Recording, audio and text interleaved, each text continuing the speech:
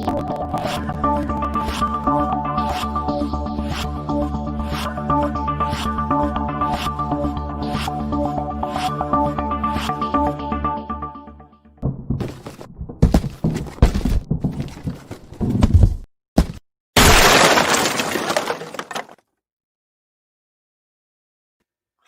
evening and welcome to the 1 Year Daily Insights with Zig Ziglar and Dr. Ike Reichart. My name is Les Hill from Less is More Coaching, and I am reading the Daily Insights every day for the next year. Now, some of you may notice that know me as I tend to read, my English accent comes out. I was born and raised there, and when I had to read out loud as a kid, it always seemed easier to do it with an accent. I look forward to answering any questions you might have about that. Until then, July 23rd, the Law of Reciprocity. The generous soul will be made rich, and he who waters will also be watered himself. Proverbs 11:25. There are plenty of times when life confuses us, but God has orchestrated the world so that many things are amazingly predictable. The laws of nature include cycles of weather and rhythms of planting and harvest. In human relationships, too, we find easily identifiable principles at work. One of these principles is the law of reciprocity. People get back what they give out. The book of Proverbs contains a number of examples of this law. Anger expressed results in anger replies. And kindness offered is rewarded with kindness received. The way we handle our resources, too, produces reciprocal responses here and in the other passages in the Old and New Testaments. We find the remarkable principle that generosity will be rewarded in kind. To make the point crystal clear, Solomon, in the verse above, says the same thing in two different ways. To guard against a selfish, mechanistic approach, Solomon includes a small but crucial element.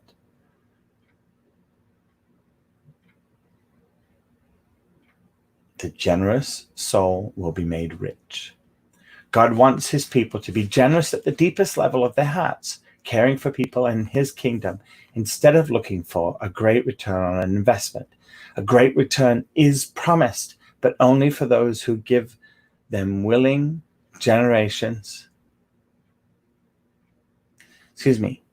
who give with willing, gracious, full hearts of thankfulness.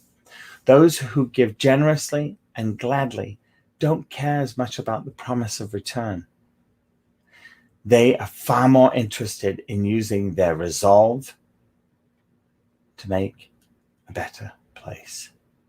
If the return takes a while, they aren't flustered, and if God has taken them through a time of difficulty, they accept, like Job, both blessing and adversity.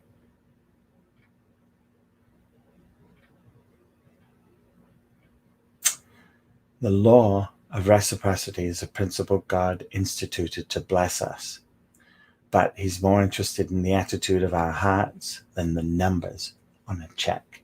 Two questions tonight. Why is it important for our hearts to be right when we give generously? Well, if we're not right, I say our gift is tainted and impure. How is the law of reciprocity working out for you? Any changes need? Well, it's very definitely working out for me and my wife and my clients. And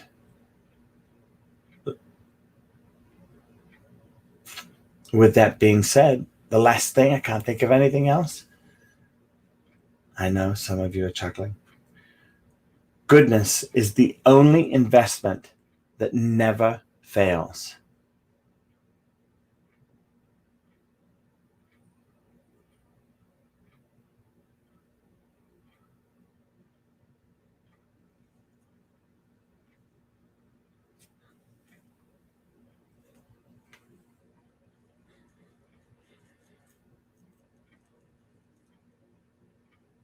Tonight,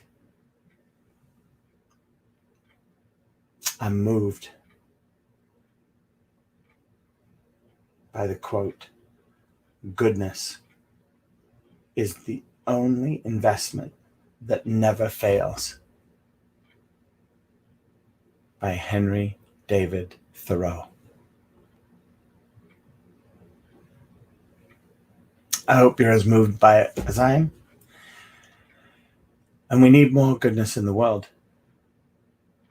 I bid you farewell, good night, sleep well, and God bless.